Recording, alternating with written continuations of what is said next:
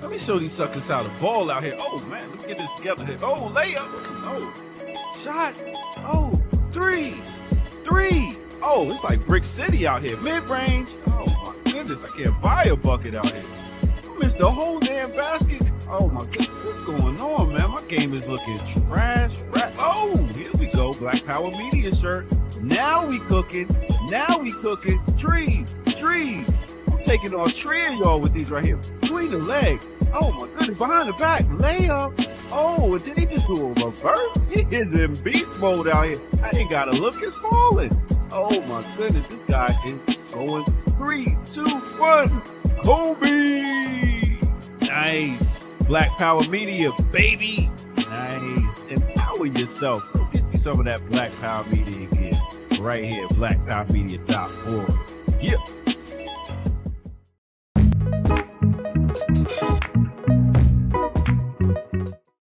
I mix what I like.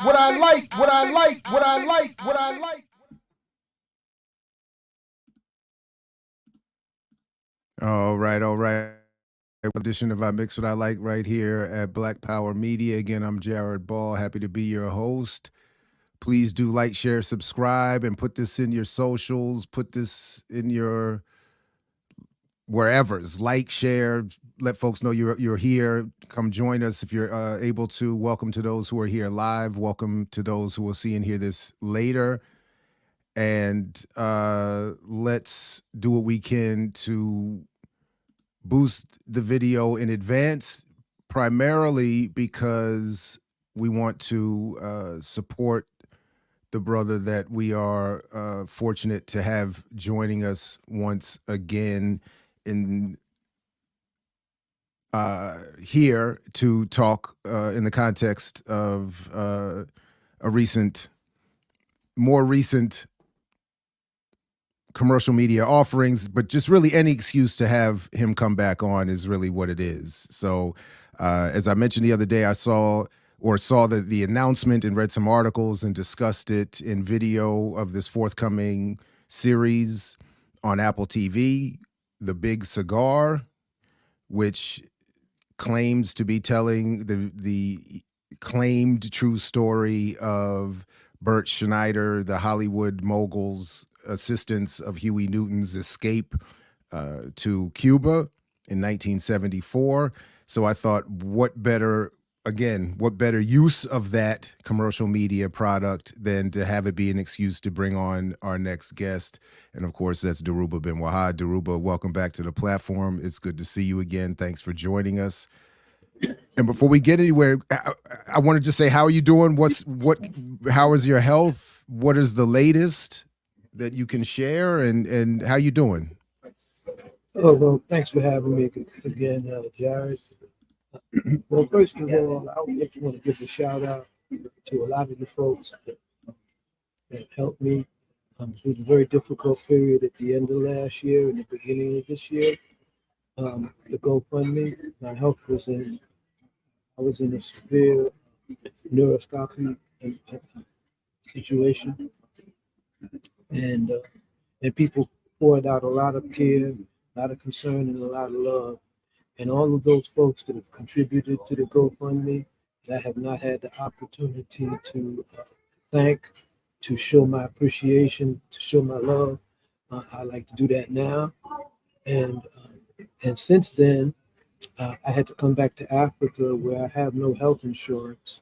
So I have to pay for my physical therapy, my recuperation, out of pocket. So that has been very difficult. Although the therapy is very good, it's state of the art here, surprisingly. And but I had to discontinue temporarily about a week ago because I'm unable to pay out of pocket for the treatment. But having said that, I'm much better than I was over a month ago. Many of my comrades have passed. Some of them, Sekou Odengo, Curtis Mullins, one of the Panther 21 and, Brother Lee. So it's been a hard ride this year so far. Comrades are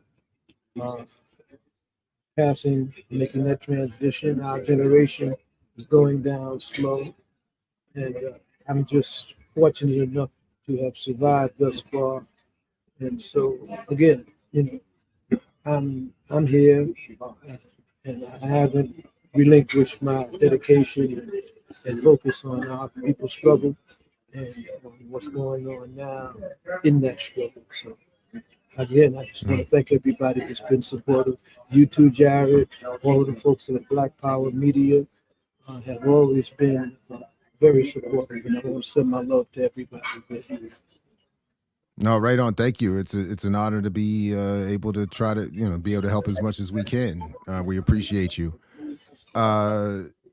We also had to deal with the realities, more broadly speaking, that Africa faces in terms of having you join us because of the recent cutting of the submarine or subterranean sub-sea level fiber optic cables that have destroyed the internet to a lot of parts of West Africa and parts of the Sahel, coincidentally uprising as well. I'm just going to mute you a little bit till I finish this question, just to clear some of the background noise. But so we're struggling with the internet outages as well, and I wonder if you have any updates or thoughts on that as well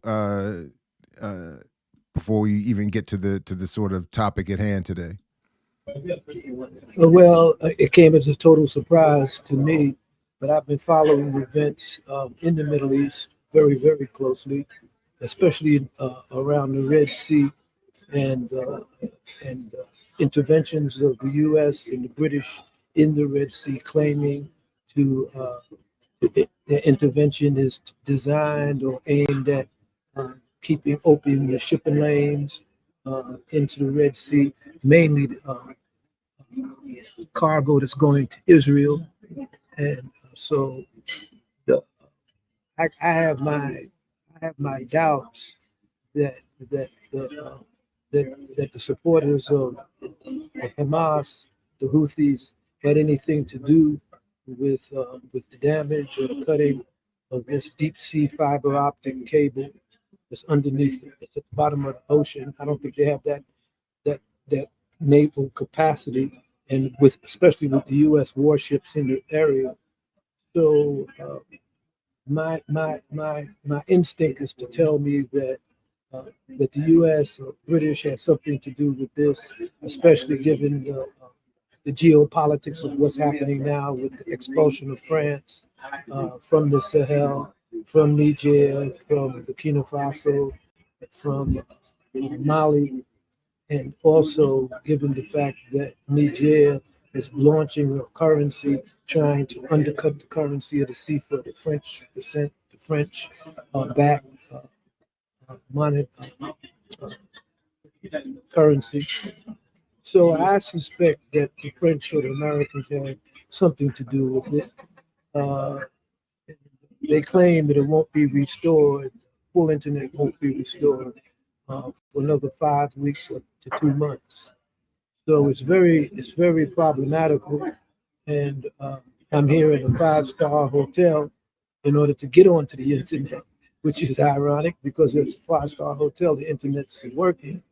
And so they could take the credit cards and they could take the debit cards and get paid.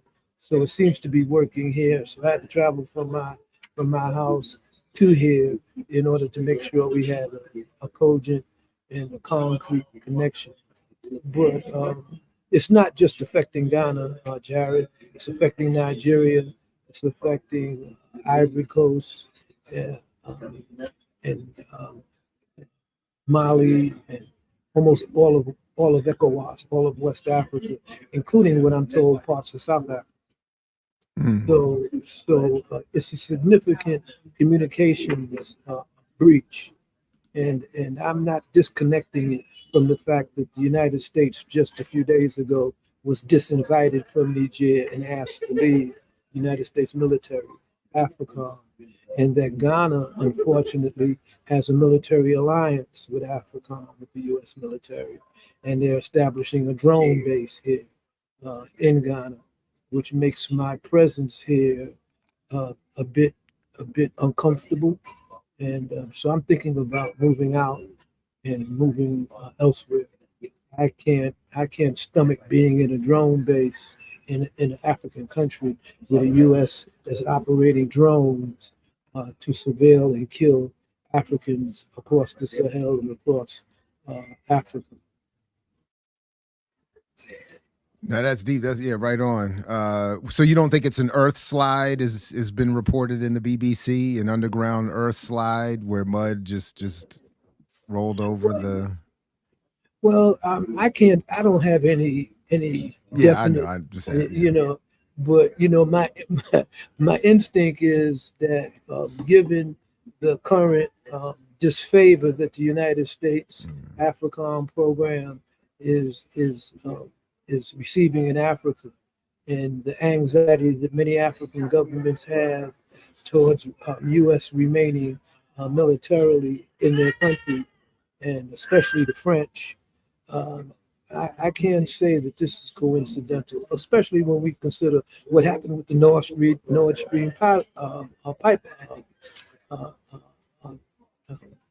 pipeline. You remember they claimed that the Russians sabotaged their own Nord Stream gas line to Europe, and it was in fact the United States military, in support or to undermine Europe's dependency on Russian energy, Russian fuel. So I don't put it past these dogs of U.S. imperialism having had a hand in this, along with their British lapdogs. But again, I don't have any concrete information that is the case. So I'm functioning on gut instinct right now. Right on. Everybody, first of all, big shout out to Ajay Tayemba, who put the GoFundMe together for Dhoruba. The link is in the show description, and we thank him for doing that. And apparently, this will make it easier for whatever support you get to actually get to you.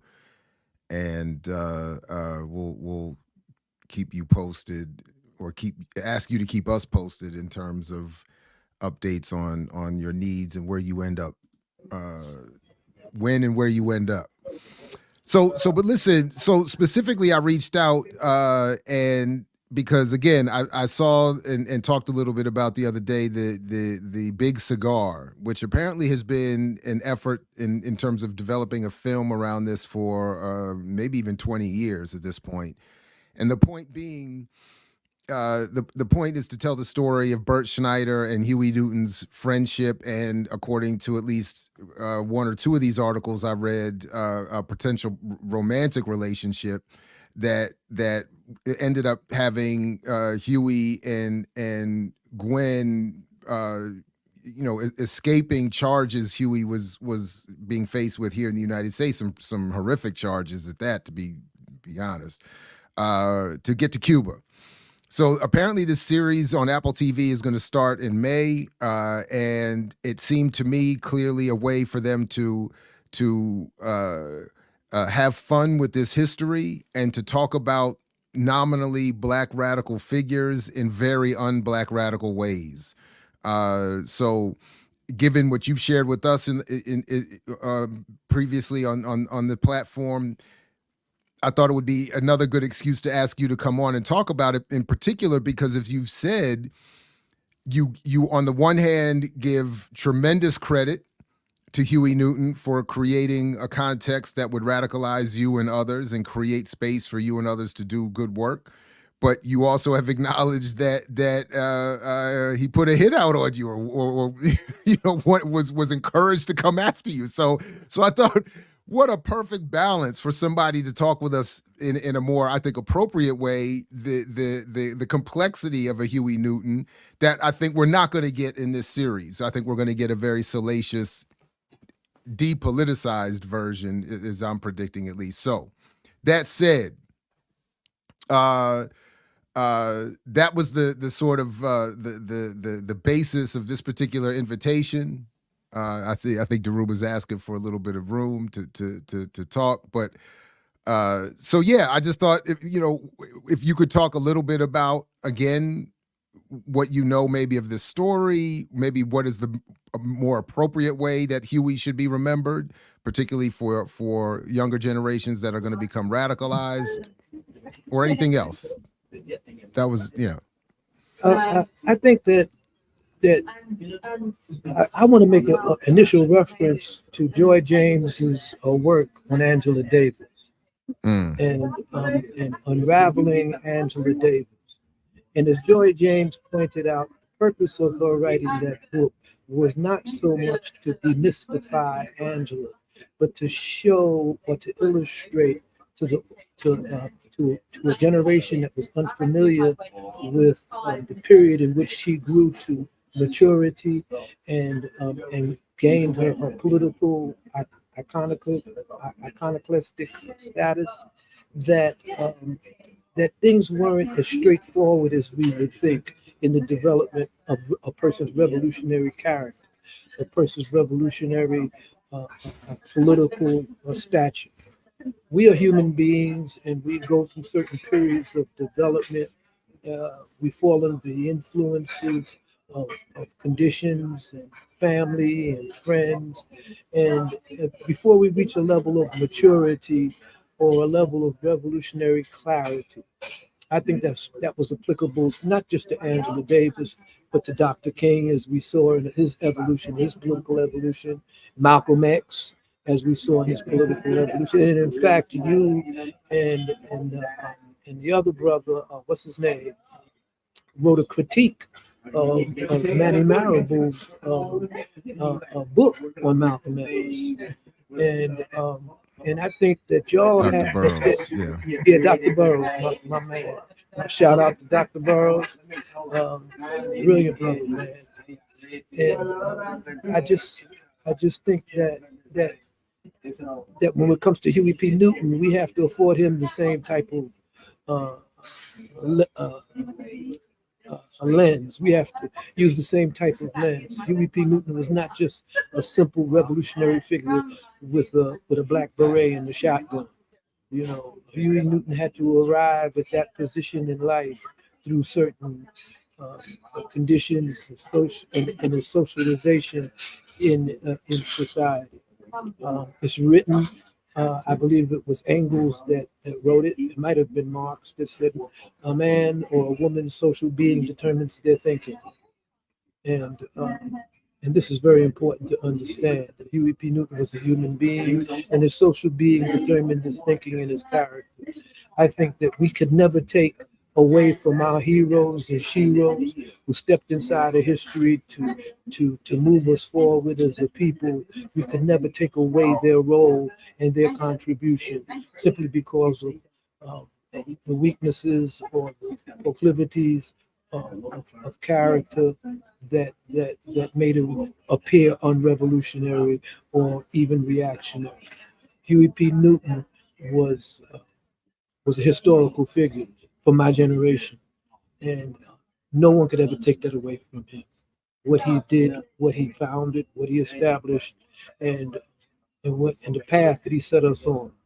The same could be said for Alhaj Malik Shabazz, Malcolm X. And if we go through all of our heroes and sheroes back into Denmark Vesey, we could say the same thing.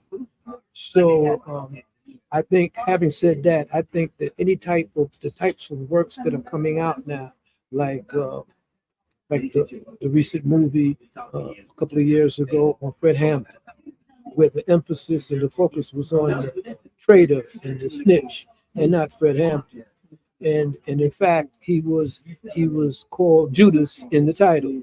And we all know the story of Judas and his betrayal of Jesus and Isa ibn Maryam, and the lessons that it teaches us, selling our soul and selling our principles for a few shekels of gold for material gain. I think this book, I'm not familiar with all of the details of Huey's relationship to the person that you've mentioned. I was in prison at that time, fighting charges related to the Black Liberation Army. I do know that Huey and those around him at that time, the split in the Black Panther Party, were very reactionary individuals, in the sense that they moved the party to the right for their own personal aggrandizement, for their own personal power, and these are the people that surrounded Huey at that time, and so. It's not surprising that a book would come out or a series would come out and appropriately named The Big Cigar, to show the so-called seemingly anti-revolutionary or counter-revolutionary side of Huey Newton. But it's noted that Huey fled to Cuba, and we still stand strong with Cuba. Cuba is home to my comrade Assata Shakur, and other comrades from the Puerto Rican Liberation Movement. Cuba has always been steadfast in support of Pan-African liberation and the liberation of African people. And so the fact that Huey could flee to Cuba when he was under criminal stress or attempts to demonize him and imprison him tells us more about his reputation and what he brought to the struggle for African people in the United States, that the Cubans recognized and that the Cubans understood, and they extended that asylum to him, just as they extended it to Eldridge Cleaver, who would later become somewhat of a negative reactionary figure himself. So I want to say that The Big Cigar, to me, would be a testimony to the revolutionary solidarity of the Cuban people, rather than the reactionary character that might have overcome Huey in the latter days of his life. Yeah, I don't know what other double entendres they have in mind with the title, but I think obviously it would be a reference to Castro. But from all that I've seen in the discussion so far, little of Cuba's revolution or Castro himself is going to be involved, and it's going to that I think Cuba will just it is reading so far as it's going to be just a backdrop to this sort of salacious escape story. Where they've even compared it to the film Argo in terms of creating a fake movie. Bert Schneider, the film producers, apparently he created a phony movie that they were going to shoot in Cuba and use that as a way to get Huey there. But now you mentioned Judas and the Black Messiah, the film more about the treachery of Eugene O'Neill than the revolutionary politics of the Panthers or Fred Hampton. But let me ask you this, because the other day in an interview with Barrett Brown, he said something about that film in particular that I really has been kind of stuck on my mind since then. He said, so my criticism is always we shouldn't use these films or look to these films or reference or expect much from these films in terms of teaching us about the revolutionary politics of the people that they're claiming to talk about or the movements they're claiming to talk about.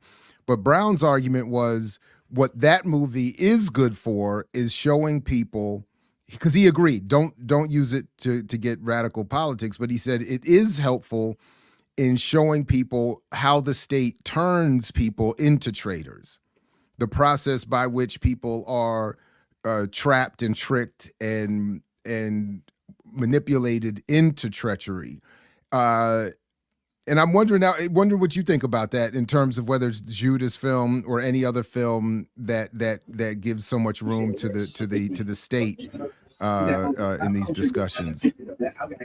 Well, I think, like, I go back again to Joy James's analysis of Angela. William O'Neill, sorry, yeah. We see how certain people certain classes of people, of individuals, can be raised to the level of iconoclastic status. And so for a generation that follows, these people represent the epitome of revolutionary stature, of revolutionary struggle. I apologize for all of this noise. I got a whole bunch of people when it's very loud over here. Yeah. I'm sorry. I should have chosen a more quiet place. But are there more quiet places? But yeah, I could probably go outside and get away from these folks. But these are homies that's making all this noise. So you need to understand that we loud as shit when we're in Africa. Listen to them. And they ain't talking about shit. They ain't talking about, they just loud. So man, I'm sorry. No, it's all good. I mean, we'll make do, and we can always look. We're always happy to have you come back whenever. So it's all good. But you asked the question. The question whether the process of co-opting a movement, and of course individuals in that movement, is something that we should study, and that's worth feature-length movies in order to educate another generation. I think that given the nature of this generation of Black youth that we see in the entertainment industry, I think that such an educational process was definitely lost on them. And they've been chasing the bag and betraying Black people without becoming just outright snitches and informants on revolutionary personalities. And we could go through a whole host of artists who right now who have the public's attention, who the media goes to for their opinions on Black politics. And these are entertainers and actors and young people who have no concrete perceptions or understanding of the struggles of African people and where we are at today, and indeed the struggles of the nature of the system that we are dealing with today. So I don't think it's really it was necessary to make a movie about the snitch on Fred Hampton, other than to show that he was a traitor, he was a dog, and he ultimately killed himself. And we have that experience when we're growing up on the streets. We automatically have a distaste and a hatred for informers. So we didn't need a movie to teach us how what an informer. No. It wasn't. The point wasn't. It wasn't to teach us about the character of the informant per se, but about the system that turns them. How the process works. You get pulled over. You get held. You get. But that's how it works. Whatever. That's how it works in the streets. That's how it works in the streets. You're right. When you can go look at the story of Bumpy Johnson and the kid he took in and treated him like a son, who turned on him and became an informant and a snitch. The human frailty can be exploited by either revolutionaries or reactionaries.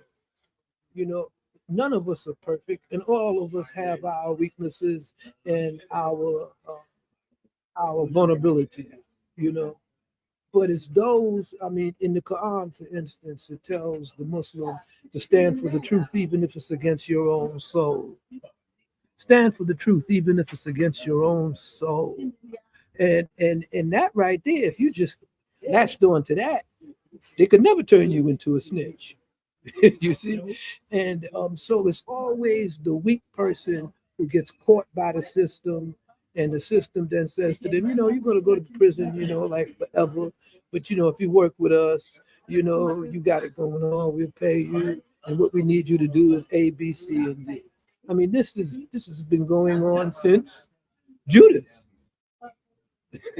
So we don't really need a movie to show that. What I think what the drama was trying to show is how how a leader, how a charismatic figure like Fred Hampton, you know, who stood for our people, who stood for what was best for our people, could be betrayed by those who had no principle, who had no love of Black people. And so I think that we're pretty well versed on that. I mean, look at Al Sharpton.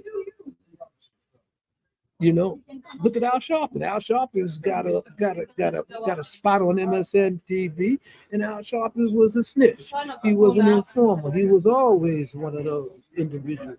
He was a pork chop preacher, you know, who was an informer. You see, and so you know. But right now, there's people that love him, that think that he's a replacement for Martin Luther King, who think that he stands up for our interests, and so I guess the story would be more effective if the snitch was the snitch in Fred Hampton's case was still alive and was in the Black political caucus. You know, it was in the Black caucus in Congress. I think that would be more appropriate, a story to be told. More accurate story. Yeah, because we know that we know that the Black misleadership class, are all snitches. They've all come to the position of political mainstream notoriety with the proviso that they will cooperate with the police, that they will inform the police of anything that they feel is threatening to them or the system. So we know that every member of the Black legislative political caucus are snitches. We know they all informers. We all know that half of them got to that position because they were endorsed by the police unions. They in their rise to political power. Look at Hakeem Jeffries. Hakeem Jeffries is on AIPAC's payroll, you know, and Van Jones. Look at all of these Negroes, you know, who have notoriety, who have leadership, and Black people look to them for success. I mean, right here in Ghana, you know, you have traitors of Pan-Africanism and traitors of Kwame Nkrumah who are in power. Their families were traitors. Their families sold us into slavery, into oblivion. You know, the same descendants of these people that cooperated with the European slave trade are still here. Their families are still here, and they're still doing what they still do, pimping us. You know, so pimping ain't easy. You know, and so we need to really understand that. So we don't need a movie to express that we have traitors amongst us, that we have individuals who put their personal aggrandizement ahead of the benefit of African people, Black people. So yeah, I don't think we needed that, and I think that this movie that's coming out with the title Big Cigar tells you a lot. Because who do we always see holding the big cigars nowadays? It's the big willies. It's the fat cats, you know. And like you said, I don't know if it's a double entendre to imply any type of derogatory aspersions towards the Cuban Revolution and Fidel Castro. But if you remember, one of the major CIA attempts to assassinate it involved poisoning his cigars.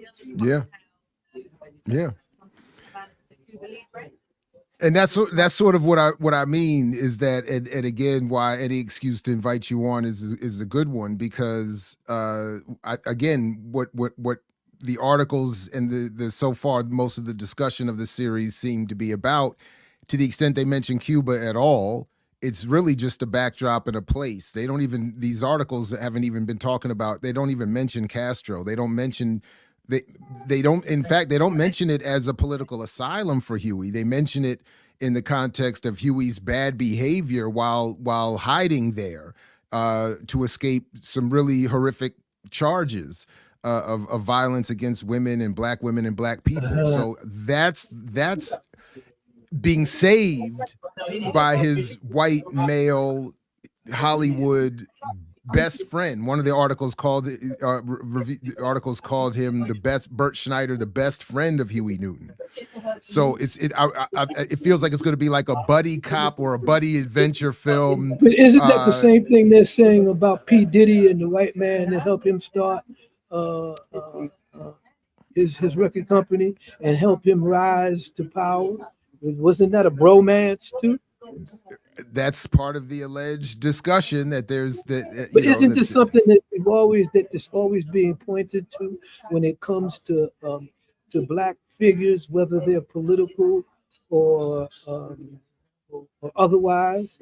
You know, that there's some white mogul or pervert lurking in the background who empowers them, who gives them a carte blanche to rise to the top. This is a worn out story, you know. But it's one of the few ways I think we're allowed to have any discussion at all of the Panthers, or in this case Huey Newton, and that's what I think is pointing to. And then, you know, the woman in charge of this is a black woman. Don Cheadle is the executive producer. I think it's going to be very well made. It's going to be slick and involve a lot of beautiful people. And I think it's going to become unfortunately, a sort of a key point of reference for a lot of people in terms of when they think if they think at all about Huey Newton and the Black Panther Party. So that's really one of my concerns. But yeah. Well, I think we know, like Joy Jane said, that the purpose of raising these contradictions and raising up certain icons in the 60s was to delegitimize and marginalize revolutionary radical politics, was to what I call deconstruct revolutionary politics down to the personal, to the subjective, and we go along with was it Audre Lorde that said all politics is personal, all politics is or personal relationships are political. So Huey's relationship to the so-called white, you know, godfather lurking in the background had nothing to do with Huey P. Newton when he stepped into the streets in Oakland, California. He wasn't even in the picture. He didn't even exist. So this is what I mean about how you undermine and underscore the negative possibilities of human frailty in order to de-radicalize or to corrupt any type of revolutionary political politics, any type of revolutionary black politics. So this is routine, you know, and it's always, you know, some white man or some white woman lurking in the background, you understand, who facilitates this, who somehow is the power behind the descent into corruption, you see. And I mean, we could go on for days about different historical figures that have had this same type of dynamic come out after their transition, after their death, to say, hey, you know, he wasn't as revolutionary as you think. After all, you know, he had a gay relationship with a white mogul. You see, but did you know that? You see, so now you got to rip up all your Huey posters. You got to rip up all, you know, you got to throw anything that he's written into the trash bin, because, you know, your hero had feet of clay. I don't think so. No, and I think the intent is to do that, is to diminish it, not just Huey, but the idea of revolution. So the way again, I'm interpreting the framing of the narrative, and why for so long people in Hollywood have been trying to get this story told, is because it is an exciting way for white affluent audiences to sort of have that Black radical safari experience virtually without having to engage any of the serious thought, politics, or the context that, as you point out, produced Huey, or in the stage onto which he stepped when he entered the history. They can avoid all of that, and they can, in a very, I think, subtle way, reduce him to the salaciousness and to like a Black adventurism, and then they can take this white buddy of his and say the same thing about white solidarity with Black radicalism, that it's just voyeurism and adventurism and silliness. And once we get rid of all the drugs and the sex and the immaturity, what we're really left with is Joe Biden. Now everybody go vote for him and let's stop fascism. That's what I think is really being said here. Well, the white supremacist construct in the United States is such that we've internalized it. We cannot believe that any Black revolutionary or the revolutionary historical traditions were self-sustaining, were self-generated, were generated by a love or a dedication to Black people, to African people. We can't believe that. We are told that we shouldn't believe that in fact, there was some type of nefarious motive behind everything that basically, that was basically a trick bag. We were basically just chasing the bag for our own personal aggrandizement. I think the hashtag movement verified that. I think that many people who've turned out into the streets after the George Floyd murder, and now have been totally disenchanted by the even idea or concept of mass Black struggle because of the leadership of that movement, the way the funds came in, how they bounced after they got the money, and how the whole movement was co-opted and neutralized, and just became a slogan. So this is something we could see the same thing right here in Africa. It happens all the time. Its movements are co-opted when the one generation, the revolutionaries of one generation, are unable to pass on the lessons and the experiences to the next generation. And that's where the system intersects itself. That's where the system inserts itself. So then we see that, what they did with Martin Luther King. He had, he was a womanizer. They had J. Edgar Hoover, you understand, while he was in drag, was just trying to demean Martin Luther King, threatening to release tape of his sexual proclivities, you understand, to undermine his moral and political authority, his moral standards. This is a common practice of the system. This is why, I like to come out and, and say that none of us, are icons in that sense. That's why I'm trying to write my book, and I know I've been talking about it for a while, not as a biography, but as a bio story of my generation, of people and the families and the influence in my generation, so that any revolutionary who comes along and might admire me for whatever reasons would understand that I'm just like him. I'm just like her.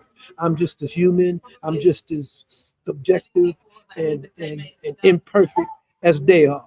But there's certain things that we should stand for. That's why I quoted from the Quran in this month of Ramadan that Allah subhanahu wa ta'ala tells the Muslims to stand for the truth, even if it's against your own soul.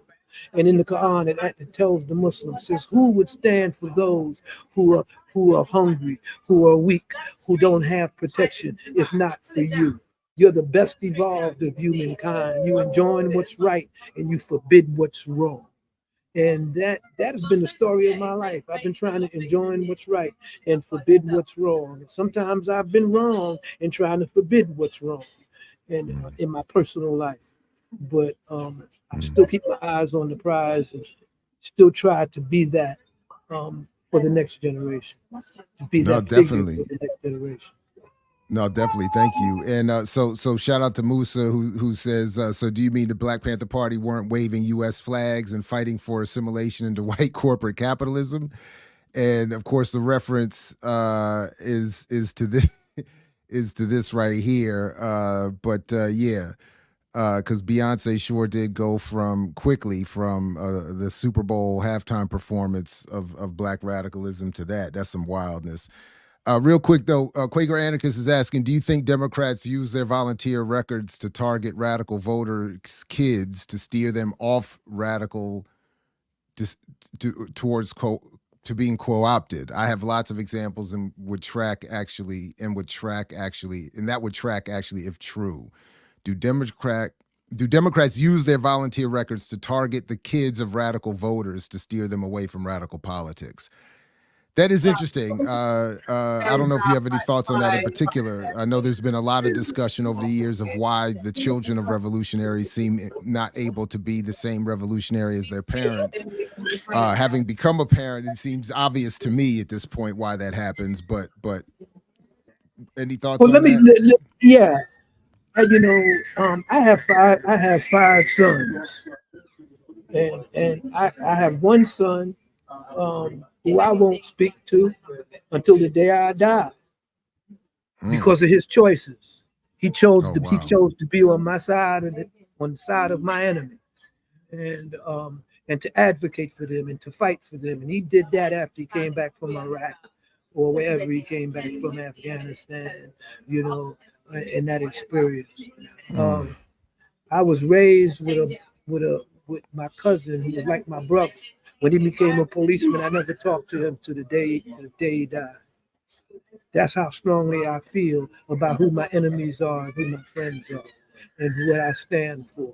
And I think that when we look at, I've always had a problem with this idea or this notion of panther cubs, that somehow, through our DNA, we pass on revolutionary struggle. We pass on revolutionary commitment and principles, you see.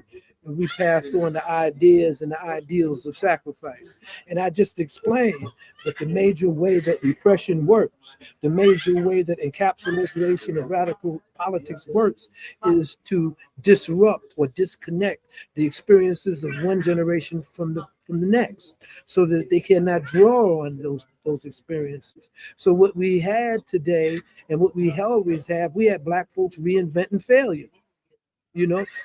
Almost every struggle that we're fighting right now, we've already won. We won the right to vote, didn't we? We won so-called civil rights, didn't we? But why do we have to continually revisit the right to vote, gerrymandering, ID, voters registration? Why do we have to continually revisit that? Because we have not capitalized on those struggles that have succeeded before us and went to the next level. And I want to say subjectively that as a parent, I realized early on that my children don't owe me anything. And I should not try to relive my childhood or my experiences through my child's life. That my sole duty as a parent is to get them to the starting line in life and let them run their own race. Let them run their own race, and for me to be there and support them while they do that.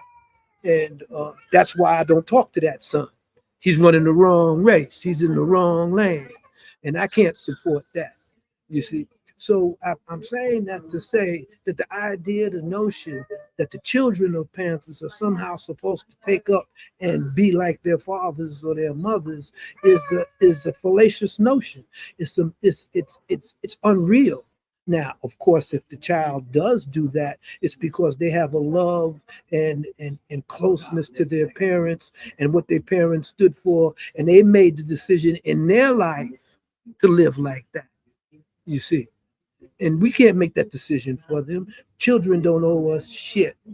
We owe them. They didn't ask to come into this world.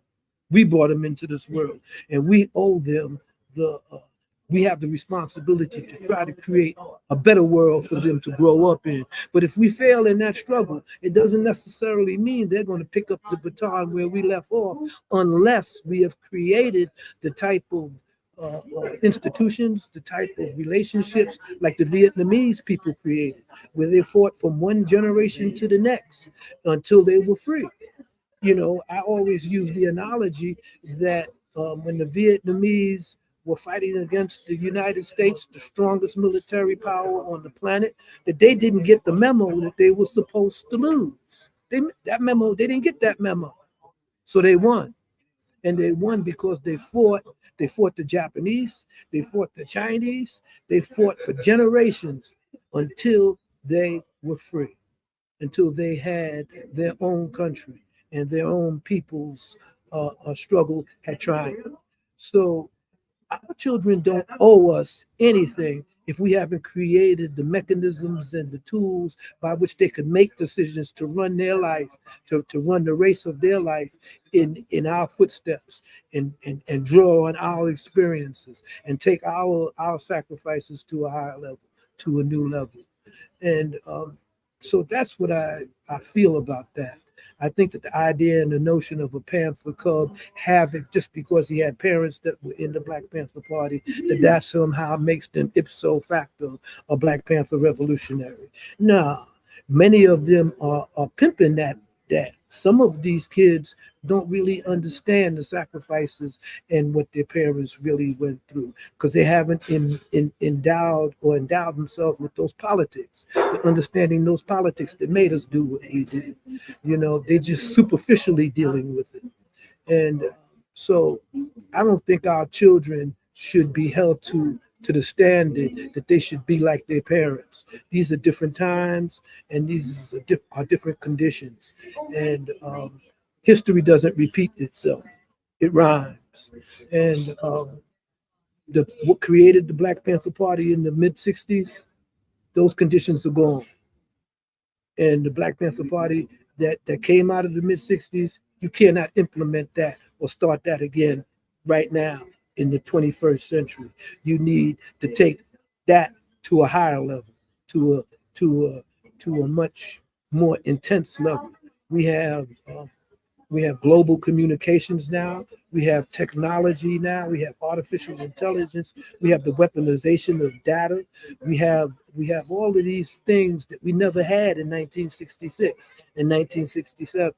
We had to get out in the streets with leaflets and talk to people face to face. Now you could just click a mouse and reach 1,000 or 100,000 people with what you're saying. That was not possible when I was organizing, when I was in the Black Panther Party. So that means that what we did had to be taken to another level, had to be taken to a higher level to meet the conditions of these times. History is the story that tells us where we came from and informs us on what we need to do now.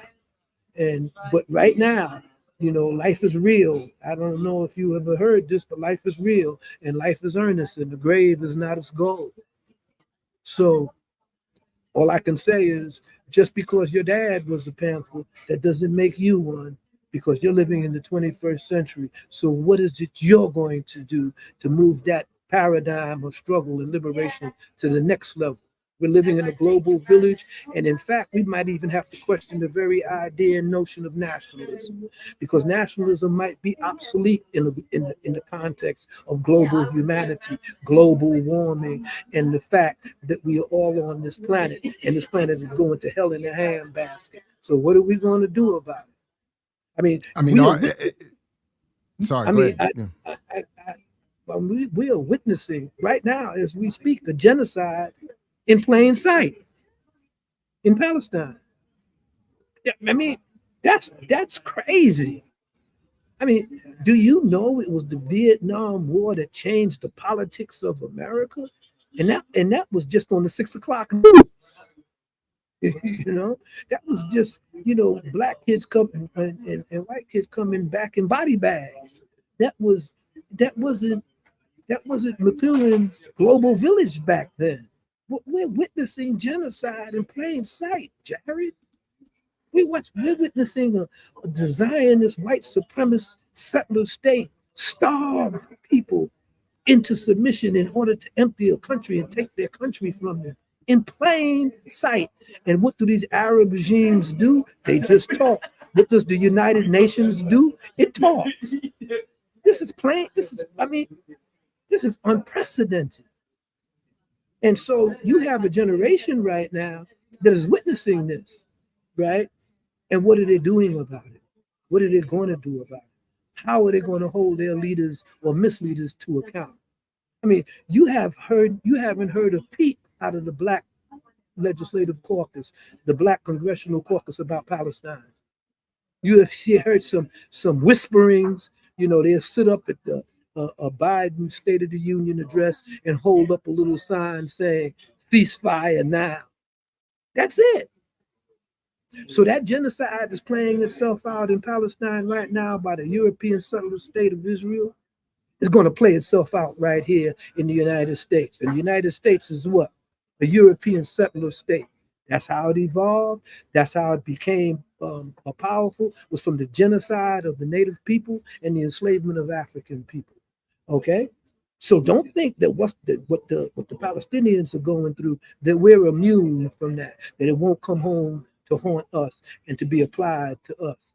I mean, you've had guests on your programs like Orasani Burton that showed you that the techniques that were used against us in the 60s have been modified and amplified and used against the people of the third world and used against the Palestinians. The same techniques, the same methodologies and methods of repression, encapsulation, and demonization and dehumanization of people of color in the global South. So don't think that this genocide that we're watching won't come home to haunt us and to apply to us. And then we're going to ask ourselves, well, where is the Black Liberation Army now? Where is our ability to hold the enemy of Black African people to account for what they do to us? We don't have that. We don't have that movement now. And that's one of the most depressing things about having lived through a failed revolutionary process, encapsulated revolutionary process, is that you get to see these things. I never thought I would see a genocide in plain sight on TV every day, and nobody did anything about it. Netanyahu even said, we're not stopping. That's right. He's even, they're explicitly saying it's going to keep going. Yeah, until you put two in his bow tie. It's that simple. You got to put two in their bow tie. I know that sounds. I get criticized for that, for saying things like that. But oppressors and tyrants don't understand reason. And oppressed people shouldn't be concerned about appeasing tyrants. We don't need to just get angry and get mad. We need to get even. And the only thing they understand is the same thing that they dish out to you. That's all they understand. Well, just for the sake of the YouTube censors, the way I interpret what you meant is two cufflinks or lapel pins, maybe votes. We don't want to be confused with. No, I hear you. I mean, I understand where you're coming from, but no, because we the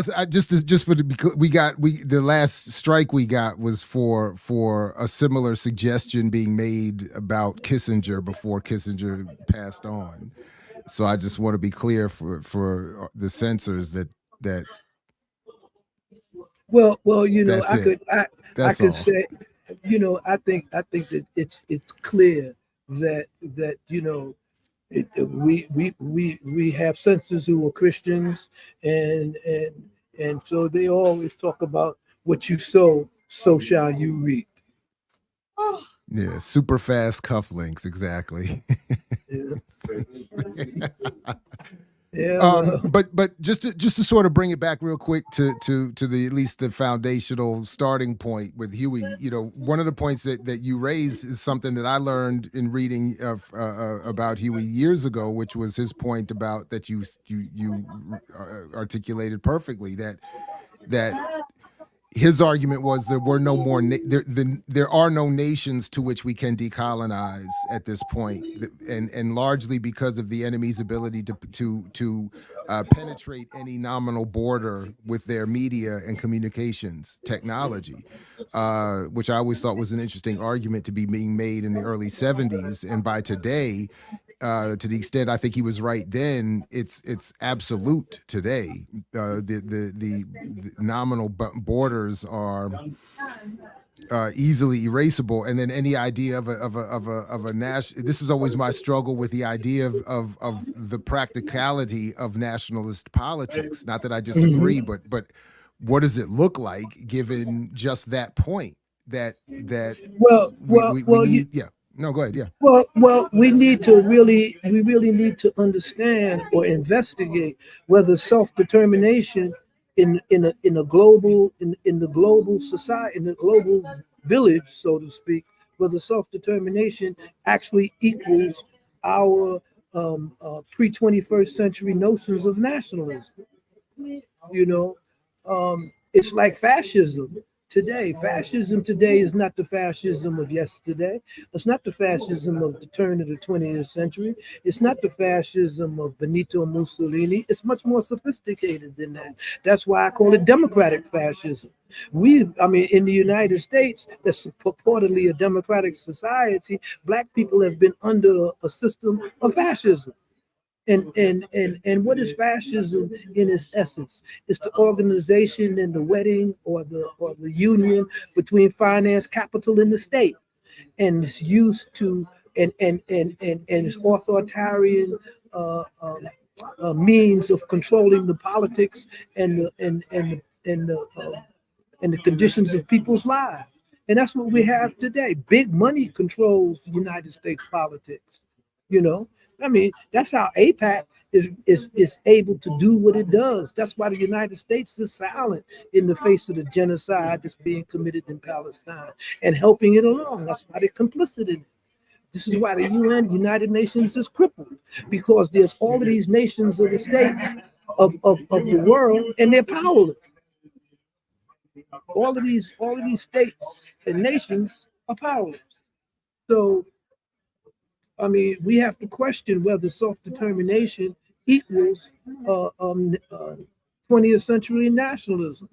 And I think that's a very cogent question. I think that's something we really have to approach. And I think that's where our intellectual capacities should focus to some degree. Every people have a right to self-determination, but in a global context, in the global village where we are all interdependent, what does that mean? One nation could rise up and say, F with everybody else in the rest of the world because we have a right to self-determination, so we're going to do X, Y, and Z. That's exactly what the Zionist state of Israel is doing. They're saying later for everybody in the world, we don't care what you think. We're going to take this land from these people and we're going to exterminate them, whether you like it or not. And in fact, we're going to do it on primetime television. And you're going to help us do it. And if you don't like it, and you speak out about it, somehow you're the problem. Somehow, you're the advocate of terrorism, you see? So nobody says, when the Zionists first started murdering over 30,000 Palestinians to this present count, they was talking about their right to self-defense. But an occupying country, and it's in the United Nations Charter, an occupying country does not have a right to self-defense against the occupied. No, they don't have no right. There was no, wait, if I remember what you're talking about, there was that UN resolution, I think in 1987, that said everywhere except in South Africa, colonized people had every right to struggle in any This way, was any form. before. This Oh, was you talking about before something? that. Okay. I thought you were talking about that. Okay, yeah. This is in the United Nations Charter. That's why Okay, Israel. I see. Okay. That's why Israel is a settler state. Right. Cannot establish or appropriate Palestinian lands and call them settlements. It's against international law, and that all Right. oppressed people have a right to resist occupation and the theft of their land under the guise of another nation's right to self-defense. You don't have, a colonized nation does not have a right to self-defense. A colonizing they don't have they have a right to self-defense from other nations, from aggressive behavior of other nation states. There is that 87 resolution though that says any racial, national, or religiously oppressed community can engage in even armed struggle against a colonizer, except at the time in South Africa, because they didn't want to tell Africans you had a right to rise up against apartheid. So, but there were two abstentions to that, and it was Israel and the United States were the two countries that signed rejecting that resolution. Israel, both Israel and the United States supported apartheid South Africa. Of course, you know. So I mean, Go ahead. Sorry, go ahead. Yeah, I mean, there's a reason why the United States and Western Europe, former colonial powers, support Israel, because they were all settler states. Their colonies have all been European settler states. Australia, what is Australia? They emptied the prisons. They emptied the prisons to colonize Australia. What was the United States? What was the Boston Tea Party all about? You know, what was wooden tooth? They just didn't want taxation without representation, Dhoruba. Come on. It is. Yeah, but we getting taxed without representation. No, I always like to bring it up. I'm probably stealing this from somebody. I don't know where I got this point, but I always think it's hilarious to think whenever Australia is mentioned, they're in the North Atlantic Treaty Organization. That's the most, if that's not the most obvious, the claim of white supremacy and colonialism. Why is Australia in the North Atlantic Treaty Organization, if not for the unification of the white settler colonial regime? I mean, there was a time in my memory when China was considered when China was considered the yellow plague. There was a time when in my lifetime when Asians were looked upon as less than human and as a disease, you see. So China's rise to global power and economic power has been something that the United States and the Europeans and the Western world cannot tolerate. And they have surrounded China with military bases, with allies that they once colonized. What did the United States say about the Philippines when they were taking it over from Spain? What did they? And I mean, we need to look at history in this continuum. You know, all of the troubles in the United States at the southern border. What's the southern border here? It used to belong to Mexico. California, Texas, California used to belong to Mexico. How come there's no trouble at the Canadian border? How come there's no trouble there? And then that takes us back to the Monroe Doctrine. Okay, because the United States has created conditions in Latin America and in the Southern Hemisphere that has made people flee from their country because they cannot live in the countries that the United States has dominated and exploited economically and intervened in militarily. Their life for them is no longer possible. So what person would travel 3,000, 4,000 miles with their children on their back to come to the border with the United States seeking a better life? They send their children. They send their children separately to suffer And all people, kinds of nightmares just at the hope of getting here. So I'm sorry to cut you off, but yeah, it's no, horrible. Why would they do that? But they do that because the U.S. policy in their country has turned their country into a living nightmare. That's why they do it. And so when somebody like 50 Cent says, you know, to a piece of dog shit like the mayor of New York, what's his name? Adams. Yeah, that. Anyway, it says to him, "Not with my tax dollar would you give debit cards to migrants." You see, he doesn't say, "Not with my tax dollar would the U.S. military intervene in Haiti." Oh no, the U.S. military. No, he didn't say that. You see, because his politics didn't go that far at the moment. You see, and this is what I'm saying, that people should really understand that history is not something that repeats itself. It rhymes, and so the problems on the southern border are being met by what? A racist, white supremacist Texas governor who thinks that he could arrest anybody on sight who looks like he might be a migrant, like he might not have no papers. You see, and the Supreme Court, you know, even the Supreme Court, as reactionary as it is, had to strike that down. You see, I mean, Dhoruba, Texas, yeah, sorry, go ahead. Texas was about to institute its own foreign policy, talking about it had the right to enforce the borders of the sovereign United States. And this is just a state in the Union. So white supremacy has always been a system by which white privilege and white conquest have always been swept under the rug and portrayed as the right to self-determination and security and safety for the majority of the American people. And that's a joke.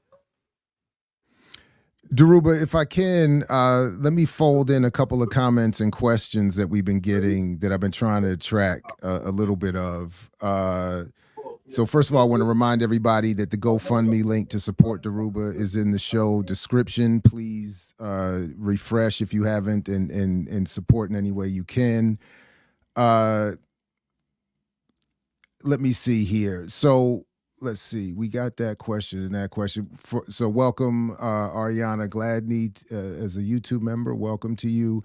So Dhoruba, this is interesting. So I get it. Bump the censors. We need Dhoruba in full context. But so as I understand, as I interpret what Dhoruba was also just saying, and then I'm gonna use this as a segue into these next questions that folks have been submitting. Extreme nationalism and claims of sovereignty don't always work when we're talking about the collective. So if we're worried about the collective of a BPM platform, we can't get too extreme with the nationalism and sovereignty of even Dhoruba. So if I can use that as a segue. So Ricky asked a question, and then Jaribu came back to put a super chat to make sure we saw the question. So I appreciate that. But Dhoruba once said, Ricky says here, Dhoruba once said nationalism has reached its limitations, and I wish he could expand on that because it was said in passing and the host didn't catch it, but I did. And then Jaribu came back with a super chat. Dhoruba once said nationalism reached its limitations, reiterating Ricky's question. So could you elaborate on that, and to the extent that you haven't already in this conversation, say a little bit more about why you think, if in fact that's remembered correctly, that nationalism has reached its limitations? Well, we could take Africa, for example. Africa is approximately 54 separate nations. All of these nations were artificially created and drawn up by former colonizers. The borders were part and parcel of the divisions of Africa. And if we listen to Julius Malema from the EFF in South Africa, where he talks about we need one Africa, we need one parliament, we need one army, we need one leadership in the whole continent. That means even the nationalism that we claim, the sovereignty that Ghana claims, or the sovereignty that Ivory Coast claims, or the sovereignty that the Congo claims. These are in the words of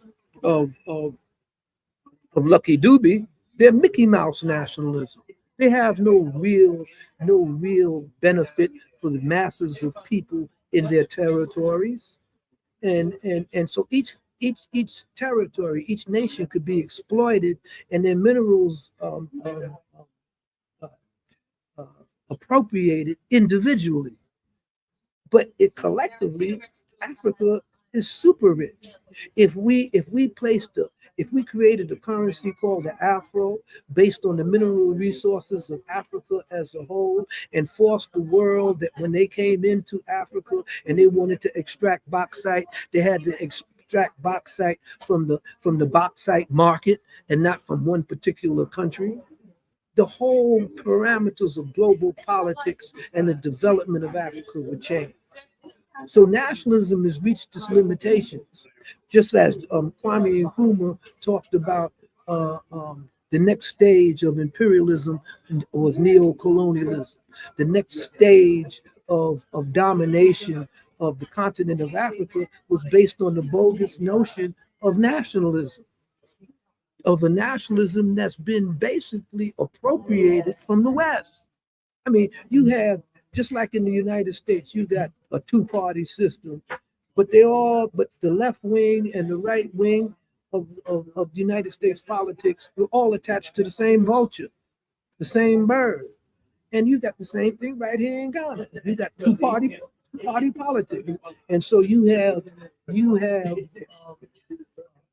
cultures and tribes or ethnic groups who dominate one party, who look to accrue benefit and power over the rest of the territory by their relationships in the political system through this one party, rather than having a true nation that is beneficial to all of its people, where the government represents the interests of all of its people, not just an opportunity for one segment of society to get rich for 8 years in office or 4 years in office until they got to hand over power to the other party, who then indicts everybody in the previous party as corrupt, and themselves go on to do the same thing. It's the same politics. Corruption in America is legal, whereas in Africa it's looked upon as a detriment to development and everything. But in the United States, it's legal. You know, the multinational corporations and their lobbies control the Congress. They control the national budget. They control America. Whereas ordinary people, you know, the majority of Black folks don't own homes. They pay rent. And when we look at how the real estate market is constructed in the United States, it's always to the benefit of the real estate owners, now the corporate owners of real estate, and never to the benefit of the poor people who are renting. We have homelessness. Over 1 million people in the United States are homeless. How is that possible in the so-called richest nation on the planet? Why? Why is that possible? Why are people going hungry? Because the limits of the nation state is indeed its inhumanity and its inability to relate to the rest of the world as equals or on an equal footing. Like I said, I think it's 150. I'm saying you have 154 nations. You have 154 nations in the United Nations who all agreed that what's going on in Palestine is genocide, who all agreed that there should be a ceasefire. But you have one nation, the United States, that can veto anything that the United Nations does. One nation. So the Security Council and all of this stuff that the United Nations is based around has to be re-examined. And then if we re-examine it, how did it come into existence? It came into the existence at the end of World War II, when the so-called victorious allies decided that they could no longer, finance capitalism could no longer go down the path of world war, you know. And so they created the United Nations, and you had 5 permanent members of the Security Council. And those were the so-called victorious allies of World War II. And in fact, China wasn't even admitted to the Security Council when the United Nations was formed. It was Chiang Kai-shek's Formosa that was recognized as China, not the Chinese. In 1949, when Mao Zedong took over China, is when the United States began to try to circumvent and destroy the Chinese Revolution. And for decades, they didn't recognize China's government on mainland China. They recognized Formosa, where Chiang Kai-shek and his reactionaries fled to in 1949. So we need to understand that this is what I mean about history.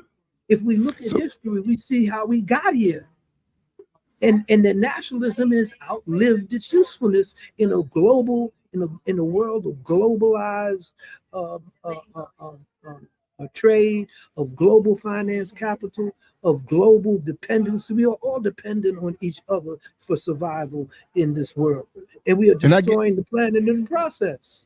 And that's how I always understood Huey's point about intercommunalism and why I always thought it was an interesting concept. But that, because I always understood him to be taking a revolutionary approach to nationalism as an idea, and then realizing its limitations, extended that. And that's sort of how I'm reading this question or comment here from M. There are definitely limitations to nationalism, but we can't let the colonizer set the board and then define nationalism on that. Look, that's what we are doing today. But is that where we want to be? Look at the alliance of Sahel states. Well, I think iMWiL Baraka just wrote a brief piece about how the West has fashioned human rights on the basis of economics, as opposed to the basic of collective and social well-being. And I don't have that article right in front of me, but I would if anybody from the Black Alliance for Peace is listening, I'm quite sure they can get that up to you. And iMWiL cogently showed that we should not let the West and white supremacy and the European settler mentality determine what our humanity and human rights are. So therefore, they're not the ones to define self-determination for us, for a people. When the United Nations says all people have a right to self-determination, it doesn't mean that means that self-determination should be to the detriment of the rest of the planet. That we are in a situation now where what happens in the Congo affects everybody. And it affects everybody in very fundamental ways, because the very means that we're communicating with right now over this internet, the integral parts of these of this equipment comes from the Congo, comes from the mineral resources in the Congo. We're talking about moving away from oil and fossil fuel and using natural means for energy. All of these things, all of the potential, the batteries, the bauxite, all of these things come from the mineral resources in Africa and in the world, and in the people's territories. The people live on these planets, in these territories, and they're forced to produce materials and good materials and exports that don't benefit them, at all, that doesn't feed them, that doesn't clothe them, that doesn't help them at all. And this is all based on what? The nation state wanting to trade internationally and have an income and have development. I mean, ECOWAS doesn't serve the West African community. It doesn't facilitate trade between African nations. It only monetizes trade between the West and West Africa. I mean, Ghana used to produce its own rice, enough rice to feed itself. It imports its rice now. So we need to understand the limits of nationalism by what I mean is not that it does not necessarily mean that nationalism is not necessarily the political and economic expression of a people's right to self-determination anymore. We all have a right to have a say-so in our future, in our in how we live, and how we survive, and how we treat each other. That's what self-determination means. That right shouldn't be usurped by agencies and individuals outside of our of our particular territory, outside of our particular family. But that doesn't mean that because we have this right, that gives us a right to exploit other people and take their resources from them and use it for our benefit to the exclusion of theirs. So this is what's meant by the limitations of nationalism. And Africa is a classic example of that, because one Africa would benefit and empower all of its people. But 54 nations in Africa will ensure that its people will remain poor, will remain divided, and will remain exploited by outside forces who need those resources. So nationalism is obsolete in Africa. And it's becoming obsolete because of technology. Like you pointed out, the territorial borders don't exist no more. When a nation wants to oppress its people and exploit its people and stop them from resisting, what do? They turn off the internet. That's one of the first things they do. They turn off the ability of people to communicate and talk to each other. The biggest fear of corporations, the biggest fear of elites and those who would exploit people is that ordinary people can talk to each other without the intervention of government. And once that happens, we start to see we have more in common than we think we do, and that our real enemies are those who are manipulating us in order to fight their wars, in order to steal our livelihoods, and in order to send our children off to war to die for their interests. So nationalism has to be rethought. It's not necessarily a viable means of self-determination in the 21st century. I don't believe.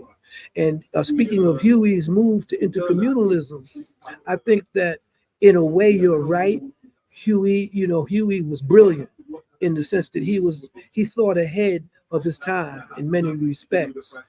But at that time that he talked about intercommunalism, he was trying to move the party to the right.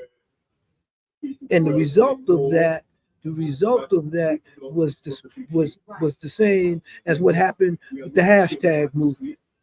Okay.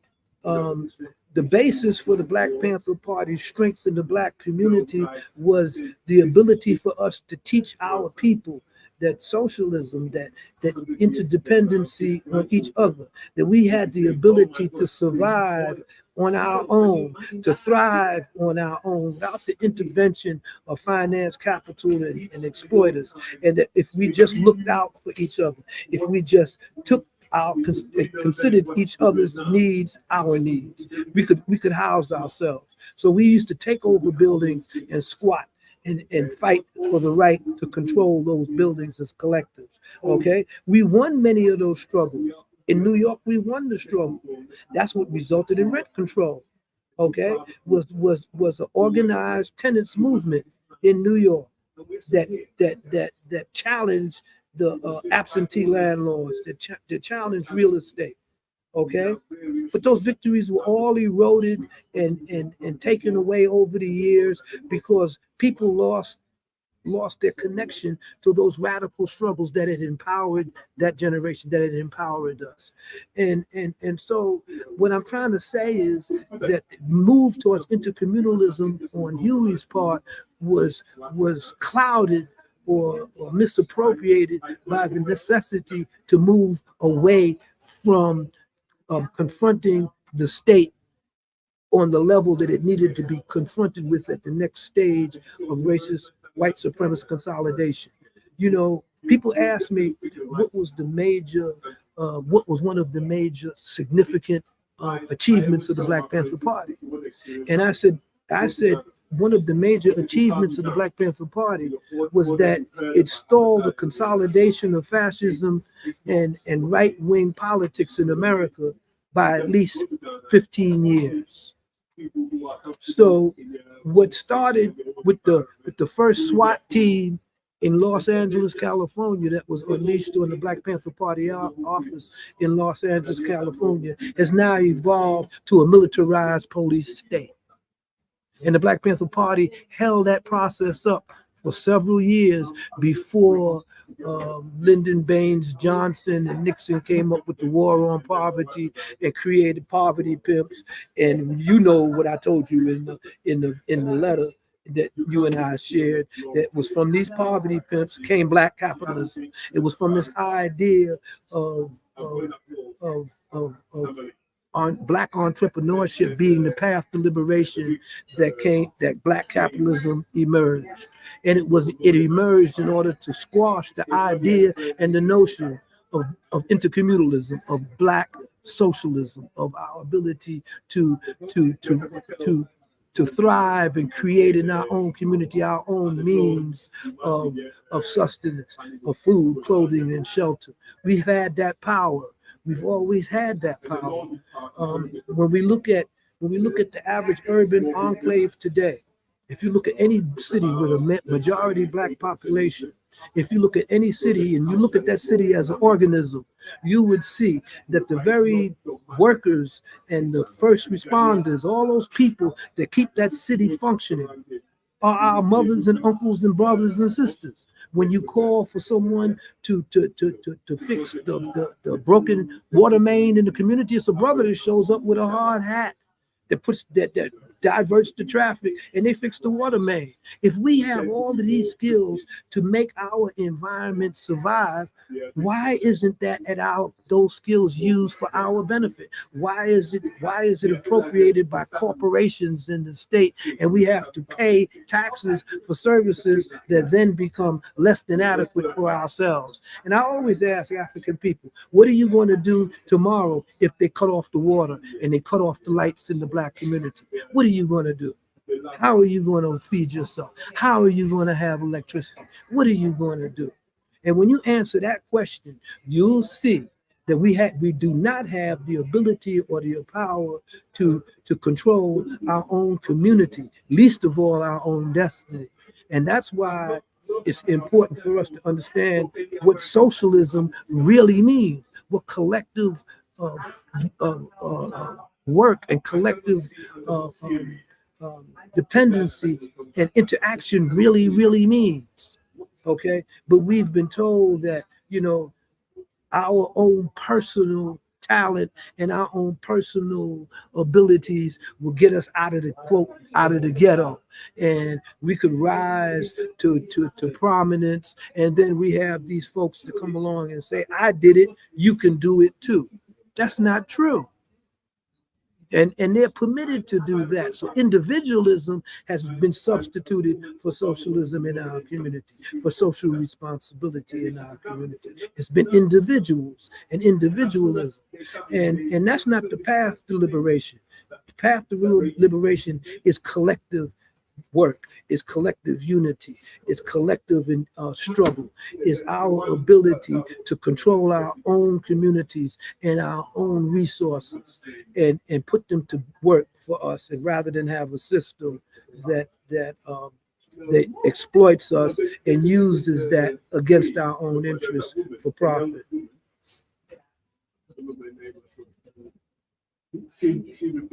So I guess what I'm trying to say my is, apologies. Yeah, sorry about that. There was some ruckus outside. I had to just make sure. Oh man, tell me about it. All the Negro, you see how quiet it is here now. All these niggas done left. They done left. Plus they heard me talking and they're looking at me like I'm crazy. So now you see it's quiet, almost quiet as a church over here. Yeah. Well, listen, unfortunately, I do need to start to wrap up here a little bit. So let me give you any chance to say anything you would want to leave us with today, and then we'll definitely just start working to find the next excuse and time to bring you back.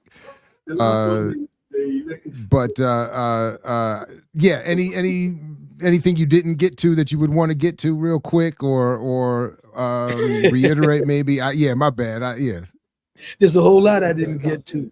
I know a lot of things that I'm saying is coming on in a rush, but I just want to say that you know this is a historical moment that we're living in.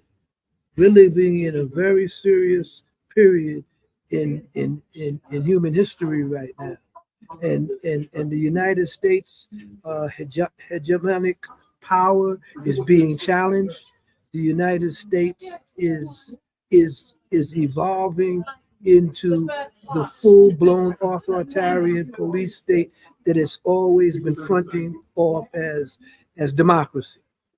And so what we're looking at is happening in Europe, the rise of the right-wing fascists, the rise of white supremacy, the demonization and dehumanization of migrants.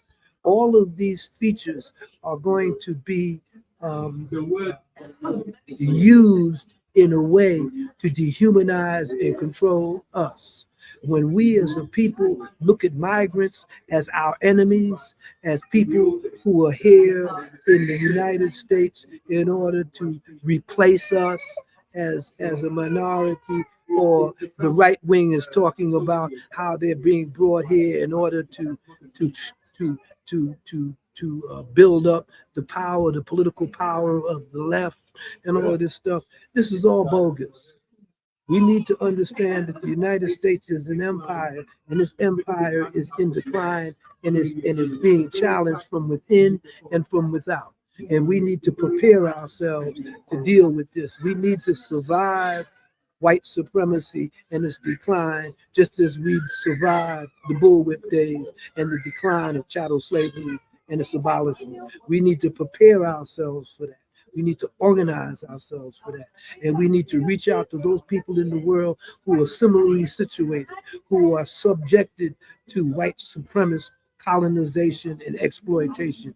And we need to understand that they're criminalizing solidarity and they're calling it support of terrorism. We need to challenge that. We need to bring so-called community control of those institutions in our community under our control. We need to bring to heel the police state. We need to challenge the police state in our communities. And so that's all I can leave you with right now. The methodologies that we will go about dealing with that, we can discuss. But we have to consider that we have to survive the decline and the consolidation or the paranoia of white supremacy in America and the rise of fascism in the United States. We have to challenge that every step of the way. Right on. Thank you very much, Dhoruba. It's always a pleasure to rap with you. Appreciate you making time, and we want to encourage everybody again to check the link scrolling below and in the show description to send any support they can to help you with travel needs and healthcare needs, etc. No, thank you very much again. It's appreciate you jumping on with us, and we'll definitely look to schedule you again as soon as possible. I just want to say thanks to all the folks who've been supportive through this health crisis that I've just been going through, and I never had a chance to say I love you guys, and the women, and everybody. Y'all sent the ones who sent $5, $2, $3. I appreciated it all. And I just wanted to say that because I know a lot of people say, well, damn, he's never responded. I tried to respond individually, but it seems not to work with the way GoFundMe. You can't write back to people unless you really have their real emails and all that stuff. But I just want to say that, Jared, I appreciate everything that Black Power Media has done, that all of you have done in this difficult times that I went through recently. And I just want folks to know I'm not going to back down. I'm not going to stop. And, as far as I'm concerned, black don't crack. So that's how I roll. So I just want to thank everybody for giving me that strength, for giving me that ability to resist. It comes from the people, it comes from their love and their support. And I just want to say thank you. No, right on. And thank you Hello? for everything that you continue to do. And to you, we will say peace. As always, as Fred Hampton used to say, only because we know you've been willing to fight for it. You have fought for it, still are fighting for it. So we'll look to keep up with you. Peace to everybody in the chat. Peace to those who will see and hear this later. Thanks again, everybody. Catch you next time here at I Mix What I Like and throughout the BPM platform. Ring that bell, hit that subscribe button, do all those things, and support Dhoruba via the link in the show description. Thanks again, everybody. Catch you next time. Peace. And what do you sacrifice? Calm, kindness, kinship, love. I've given up all chance at inner peace. I made my mind a sunless space. I share my dreams with ghosts. I wake up every day to an equation I wrote 15 years ago for which there's only one conclusion. I'm damned for what I do. My anger, my ego, my unwillingness to yield, my eagerness to fight, that set me on a path from which there's no escape. I yearn to be a savior against injustice without contemplating the cost, and by the time I look down, there's no longer any ground beneath my feet. What is my sacrifice? I'm condemned to use the tools of my enemy to defeat them. I burn my decency for someone else's future. I burn my life to make a sunrise that I know I'll never see. Now, the ego that started this fight will never have a mirror or an audience or the light of gratitude. So what do I sacrifice? Everything, everything, everything, everything.